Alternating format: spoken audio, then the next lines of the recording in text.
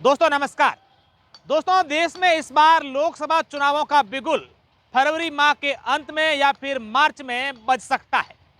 क्योंकि इस बार राजनीतिक गलियारों में ये चर्चाएं हैं कि इस बार जिस तरीके से राम मंदिर को लेकर जो माहौल बना है, ऐसे में देश में चुनाव जो है वो जल्द हो सकते हैं। हालांकि पिछली बार की बात करें तो पिछली बार देश में जो चुनाव है वो 7 चरणों में हुए थे। 11 अप्रैल से शुरू होकर 19 मई तक ये चुनाव चले थे और उसके बाद जो है प्रधानमंत्री ने शपथ ली थी। अब इस बार लोकसभा चुनावों को लेकर आज हम बात करेंगे बाड़मेर और जैसलमेर लोकसभा क्षेत्र की, कि बाड़मेर और जैसलमेर लोकसभा क्षेत्र में वर्तमान में क्या स्थिति चल रही है।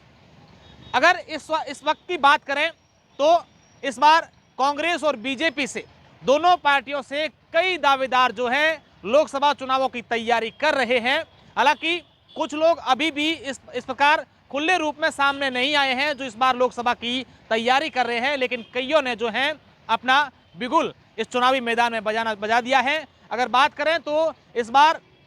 केंद्रीय मंत्री कैलाश चौधरी भी पिछले 2-3 महीनों से लगातार अपने क्षेत्र में जबरदस्त तरीके से सक्रिय नजर आ रहे हैं, तो वहीं दूसरी तरफ पूर्व डीजीपी सांगाराम जांगीड़ भी चुनावी मैदान में अपनी ताल जबरदस्त तरीके से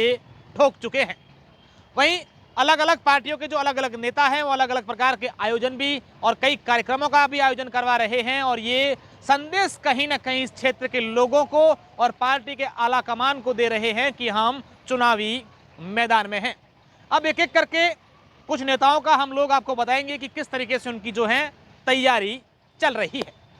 वर्ष 2018 और 2023 में विधानसभा चुनाव बायतू से लड़ने वाले आरएलपी के प्रत्याशी उम्मेदाराम बेनीवाल इस बार बाड़मेर जैसलमेर लोकसभा क्षेत्र में जबरदस्त तरीके से जो है वो सक्रिय नजर आ रहे हैं। उम्मेदाराम बेनीवाल को लेकर अगर बात करें तो ये कयास लगाए जा रहे हैं कि उम्मेदाराम बेनीवाल इस बार हो सकता है कांग्रेस पार्टी के साथ चले जाएं और बाड़मेर जैसलमेर से जो है वो लोकसभा के चुनाव लड़ लें, क्योंकि ये कयास लगाए जा रहे हैं कि उम्मेदाराम बेनीवाल जो 2023 के विधानसभा के चुनाव हारे थे उसके बाद से लोगों में लगातार उनके प्रति जबरदस्त तरीके से सिंपैथी है।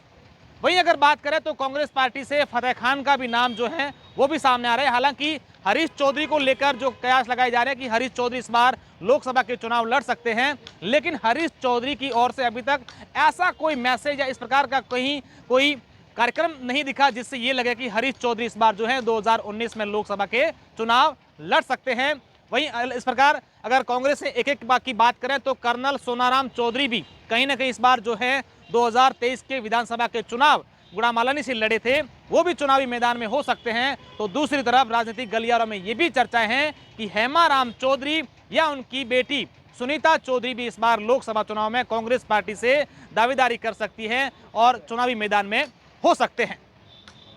इसके अलावा भी कांग्रेस पार्टी से कई नाम जो हैं वो लगातार सामने आ रहे हैं। अगर बात भाजपा की करें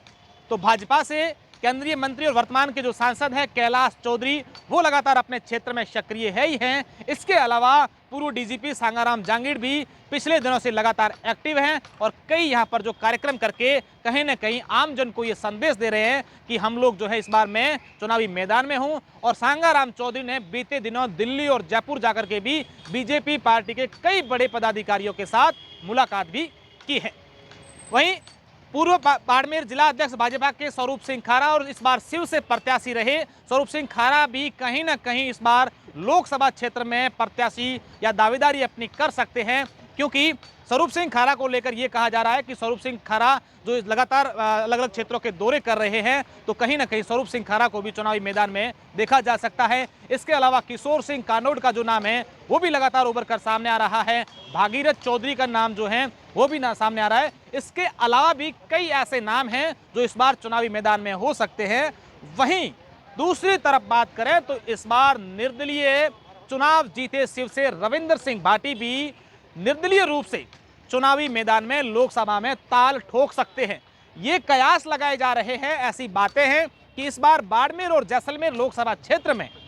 बीजेपी ने 2 निर्दलीय विधायकों को अगर नजरअंदाज किया तो कहीं ना कहीं ये बीजेपी के लिए नुकसान भी साबित हो सकता है, क्योंकि ये बताया जा रहा है कि इन दोनों के प्रति इस बार विधानसभा चुनाव में जबरदस्त तरीके से सिंपैथी थी, और अगर यही सिंपैथी बनी रही लोकसभा चुनाव में तो कहीं ना कहीं बीजेपी के लिए भी नुकसान साबित होगा। और ये भी कहा जा रहा है कि हो सकता है इन दोनों में से कोई एक इस बार चुनावी मैदान में ताल ठोक दे। हालांकि अभी तक बाड़मेर और जैसलमेर को लेकर अभी तक पूरी तरीके से स्थिति क्लियर नहीं हो पाई है। जैसे जैसे चुनाव नजदीक आएंगे वैसे वैसे स्थिति एक तय हो जाएगा कि इस बार बाड़मेर और जैसलमेर में कांग्रेस और बीजेपी के अलावा क्या कोई तीसरी पार्टी भी या कोई तीसरा कैंडिडेट भी चुनावी मैदान में होगा। लेकिन इस बार बाड़मेर और जैसलमेर के लोकसभा चुनाव काफी इंटरेस्टिंग रहने वाले हैं।